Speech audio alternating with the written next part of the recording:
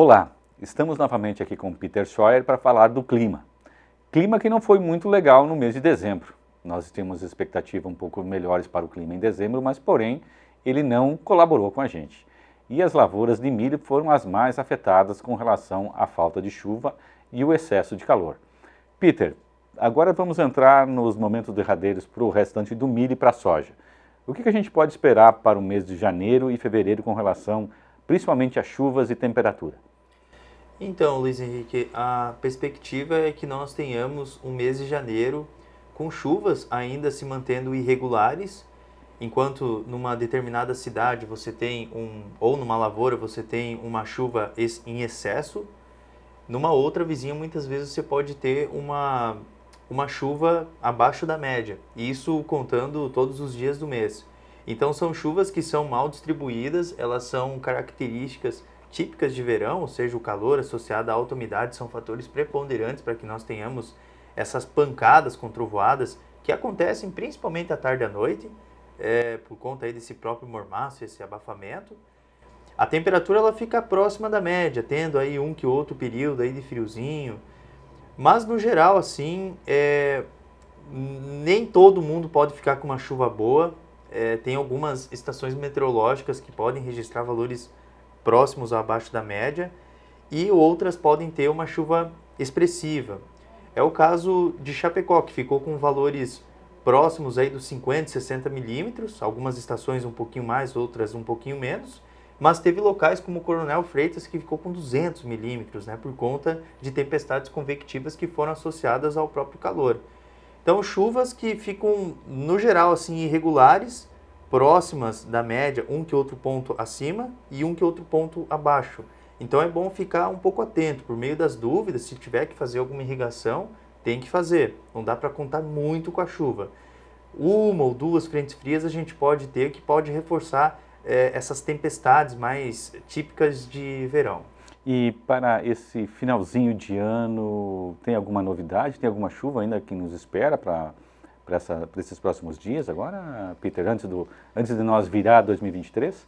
Olha, tem aqui no oeste do estado de Santa Catarina, oeste do sul do Brasil como um todo, que são as regiões assim que estão mais com falta de chuva, eu acredito que a partir aí desse fim de semana como um todo, por exemplo, sábado já tem risco de tempestades no Rio Grande do Sul, por conta do avanço de uma frente fria.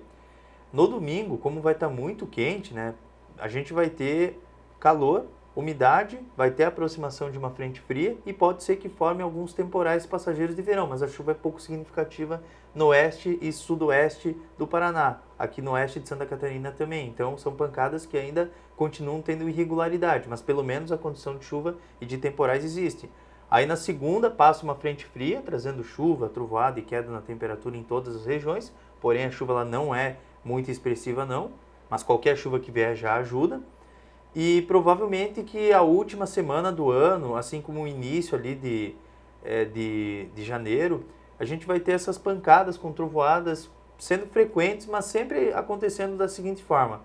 Hoje chove em Chapecó, amanhã chove em Xanxerê, outro dia chove de novo em Chapecó, então ela falha em alguns momentos, ela não é necessariamente todo dia uma chuva que é garantida, né? Então é uma chuva que ela é de caráter irregular ainda. Então a gente vai ter ainda nada de boas notícias. E quando a gente vai ter efetivamente notícias boas para o clima para nós aqui, Peter? Então, eu acredito que o janeiro, por mais que a gente tenha essas chuvas irregulares, elas acontecem. Assim como também aconteceram nesse mês de dezembro, porém, em muitas áreas passando abaixo da média. Mas elas acontecem, elas não ficam por total passando em branco, passando na nulidade. Então elas vão acontecer agora no mês de janeiro, vão acontecer parte do mês de fevereiro, na primeira quinzena, aí depois começa a secar mais. Por mais que o Laninha ele esteja enfraquecendo, vai enfraquecendo mais ainda e vai tendo um efeito ainda da neutralidade fria. Então, provavelmente que a gente vai ter o mês de março, abril, mais seco ainda, com bem pouca chuva. Então a gente vai ter, digamos, uma mudança só para metade do ano para frente, efetivamente, no clima. Exatamente, porque assim, o que acontece? O Laninha ele vai até o final do verão.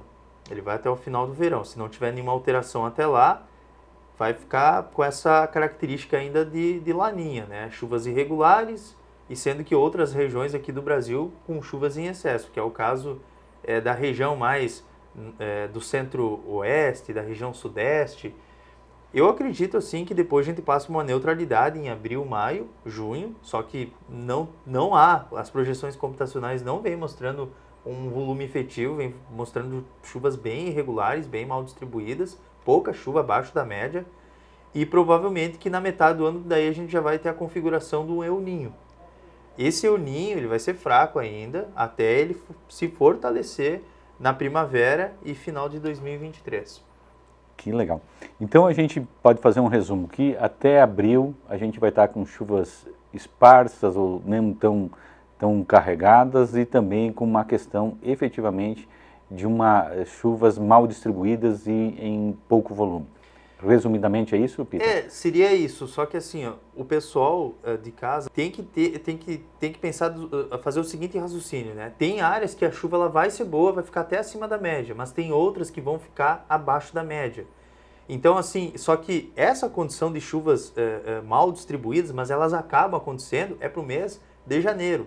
Início de fevereiro também, ali na primeira quinzena. Depois começa a secar definitivamente, daí começa a ter massas de ar mais transientes aqui na nossa região e, de fato, daí começa a ter novamente um período de estiagem não tão prolongado, mas acontece. Então, janeiro ainda que tem uma esperança, início de fevereiro, daí depois começa a secar mais ainda. Nós estamos no último programa do ano. O que poderia passar de coisas melhores para 2023? O que tu pode nos dizer?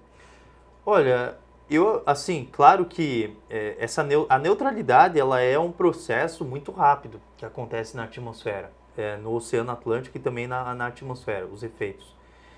Eu acredito assim que até ali na metade do ano, pelo menos a chuva ela fica um pouco mais regular depois da metade do ano para frente, porque daí já começa a ter o ninho. A gente já começa a ter chuvas mais volumosas, o que pode até, pontualmente, muita chuva em excesso também pode atrapalhar, mas eu acredito que a primavera, a metade do ano ali, a gente começa a ter chuvas mais frequentes, mais regulares, já não tem tanta falta assim de chuva. E provavelmente que nesse verão ainda, só para ressaltar, a gente, no 2023 no caso, a gente pode ter umas 2 massas de ar quente bem fortes, aquelas ondas de calor que podem também trazer algum dano para alguma cultura, né? Então nós queremos agradecer o Peter por este ano, agradecer também a nossa audiência que esteve conosco nesse ano e esperamos estar novamente com vocês no próximo ano. E um feliz 2023 e um abençoado Natal a todos aqueles que nos acompanham a cada programa que a gente tem da previsão do tempo.